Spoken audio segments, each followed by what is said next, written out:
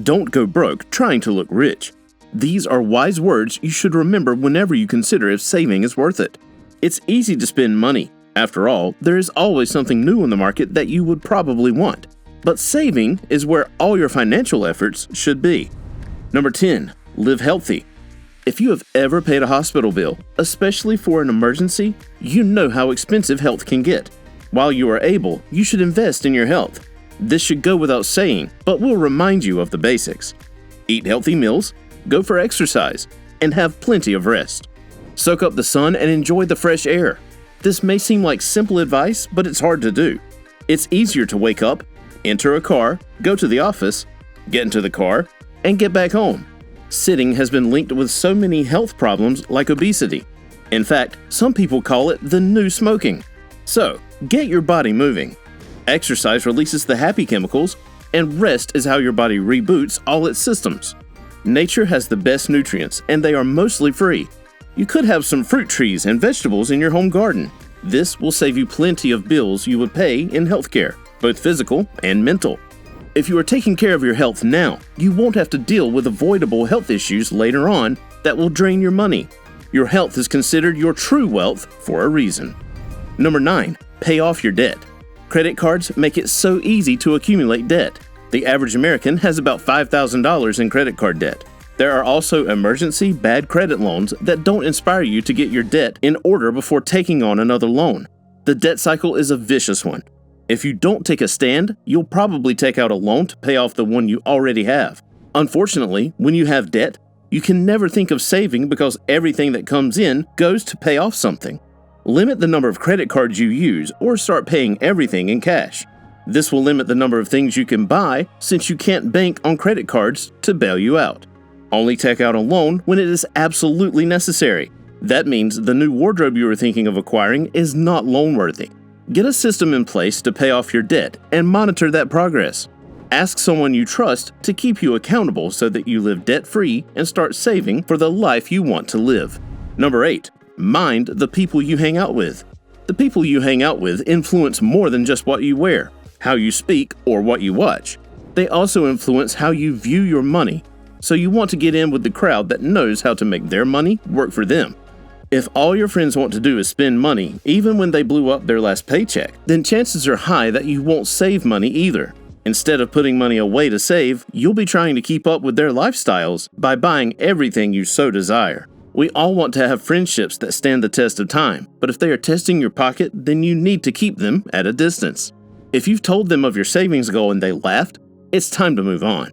Find those who have more ambition than owning the latest pair of jeans. People who want to discuss business, investments, and how to better themselves at every opportunity. We are the sum total of the 5 closest people we hang out with. Make sure you are picking right. Number 7. Go thrifting. There's no reason to spend a chunk of money for an item you can get at a fraction of the price. This calls for smart shopping. Use secondhand shops like ThredUp, eBay, and Facebook Marketplace. Before you go pay hundreds for that coffee table, check out the flea market or a garage sale. You are most likely to find a unique piece there that you can enjoy over the common pieces on the market. You can even negotiate for a lower price on some of those platforms. Some of those pieces can help spark your creativity with a DIY project, and this helps you relax productively while also saving some of your money. However, if you absolutely must have the pieces or items you saw in the stores, take advantage of their sales and discounts. You'll be able to save plenty of money that way. Number 6. Have a money goal. Having goals in life helps you focus. The same is true for money goals. If you know where and when you will spend money, it's easier to focus on the big picture. Have a money goal for big purchases so that you can build up to it. Also, plan for big spending, like a family vacation, so that you can put away enough money for it. At the start of the year, month, or week, write down a figure you want to save towards. It could be $100 weekly or $1,000 monthly. Whatever you can fit according to your income is good enough. This will keep it at the back of your mind and enforce your commitment to putting away what you need.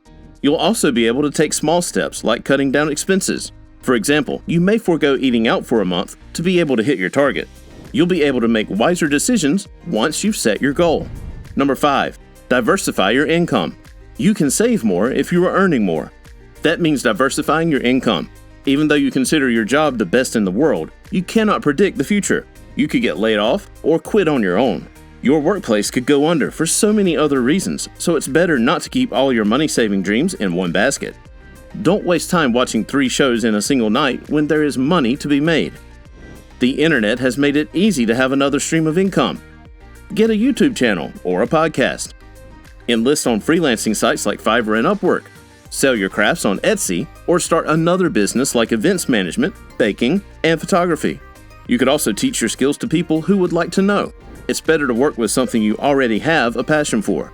Think of investments too, in real estate and stocks. With more streams of income, you won't have to think twice about saving because there will be plenty to cover your daily expenses. Number 4, say no. The test of your restraint is your ability to say no. This includes saying no to yourself, to your friends and family, and especially to that charming salesperson who could talk you into giving them your house. As a generation, we don't know much about delayed gratification. We can get almost anything at the tap of a button. Shopping, a taxi, food, a relationship. There's almost no reason to exercise any patience and caution. Unfortunately, this kind of thinking can also slip into how we handle our money. A bag you like? Buy it. A trip out of the country? Book it. A car you don't need? Buy it. There's always going to be something you want to buy, so the earlier you learn how to say no firmly, the more money you'll save. Saying no doesn't make you a bad person, it just makes you a person with financial boundaries. You need to have financial boundaries if you plan on saving. Learn when to say no, because you don't need to attend every event, nor will your house contain all the things you want to buy. And truth be told, you probably don't need another black pair of boots. So say no and deposit all that money in your savings account.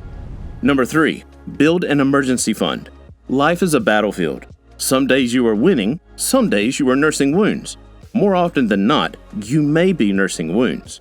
Therefore, it is wise to build an emergency fund. It seems like a necessity in the bad times, but the good times give you the illusion that it will be alright.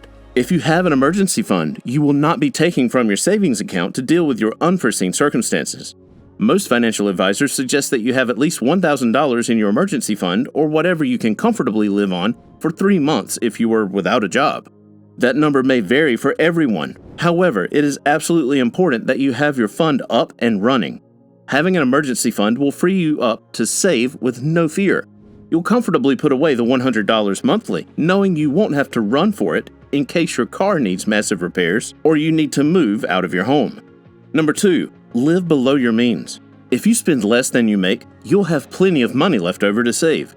Most of the money you would have saved is tied up in bills you need to pay. The best way to live below your means is to downsize.